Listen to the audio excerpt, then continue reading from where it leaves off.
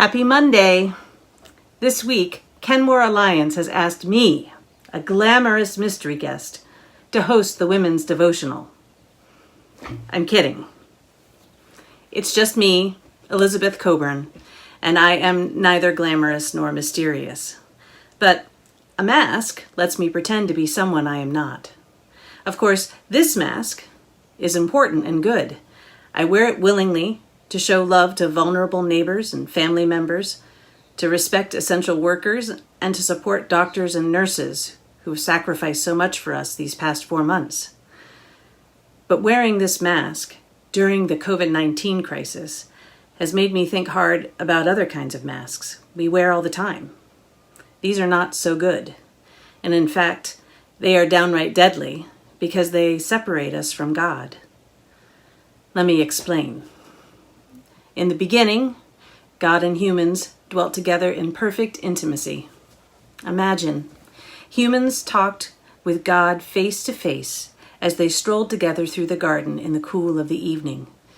There were no masks. We were naked and unashamed with God and with each other, physically and relationally. And then came the fall. The temptation the serpent offered was to doubt God's love for us. When we no longer believed he had our best interests at heart, we disobeyed him. And what was the consequence? We hid. We made physical masks, clothing, to hide behind, and we lied to God, trying to present ourselves as innocent victims. The saddest words in the whole Bible just might be the ones in Genesis 3:9 when God says, "Where are you?" Our relationship with God was broken because no relationship can be intimate when it is based on a lie. Humans have made masks ever since, presenting a false face to the world and to God, terrified that someone will expose us for who we really are. In a word, we have become hypocrites. Did you know that word originated in ancient Greek theater because their actors always wore masks? It's the word Jesus uses in Luke 12 when he says, "Beware the leaven of the Pharisees," which is hypocrisy. Jesus is accusing them of wearing masks, of lying to God and to humans about themselves. The masks the Pharisees wore were religious ones, but everyone has masks they hide behind. One of mine is that I like people to think I am calm and competent. I can tell it is a mask because I get inordinately rattled when the mask slips and I make a stupid mistake. Other people might make masks out of popularity, beauty, money, education, a clean house, or perfect children.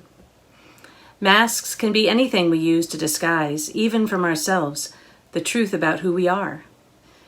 We have to work hard to remove these masks because we cannot have real intimacy with God until we take them off. To paraphrase C.S. Lewis, how can God meet us face to face until we have faces? God cannot have a relationship with a mask. But how do we get rid of them? First, we have to defeat the original lie that God does not love us. And for that, we can simply look back to Genesis 3 again.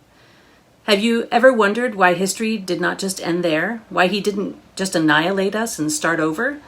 We rejected God, but he did not reject us.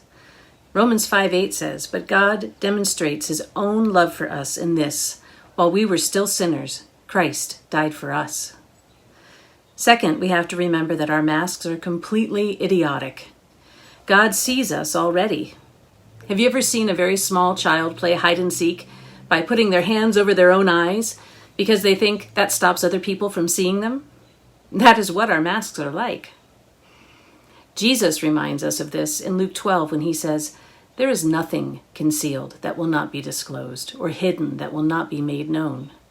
What you have said in the dark will be heard in the daylight, and what you have whispered in the ear in the inner rooms will be proclaimed from the roofs." There is no way we can hide from God, so we might as well stop trying. Third, we have to ask God's help in our battle to be transparent. Our hearts are sinful. We don't really want to see our true selves. So we need God to show us, in his love and mercy, the truth about ourselves.